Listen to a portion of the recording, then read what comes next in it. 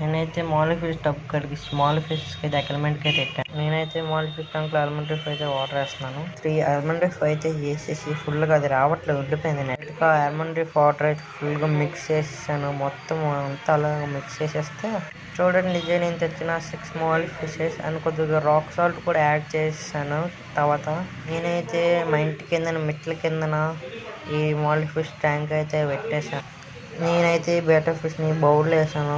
క్వాలిటీగా కనిపించట్లేదు, కానీ లైవ్లో చూస్తే మాత్రం బాగుంది. నాకైతే నచ్చింది. మరి మీకైతే కనిపిస్తుందో లేదు. నా దగ్గర అయితే బిగ్ ట్యాంక్ అయితే ఉంది, కానీ లీకేజ్ అవుతుంది. కిందనైతే మొత్తం ఇరిగిపోయింది, అంటించాను గమ్ము. నేనైతే చిబ్రెడ్ డానర్స్లో ఎక్లమెంట్ అయిపోయిన తర్వాత వదిలేసాను దాని ట్యాంక్ వాటిని. చూడండి, మొత్తం దగ్గర అయితే ఒక తాబేలు ఉంది. దీనికి ఒక మంచి నేమ్ సజెస్ట్ చేయండి. త్వరలో దీనికి ఒక సెటప్ కూడా తయారు చేద్దాము.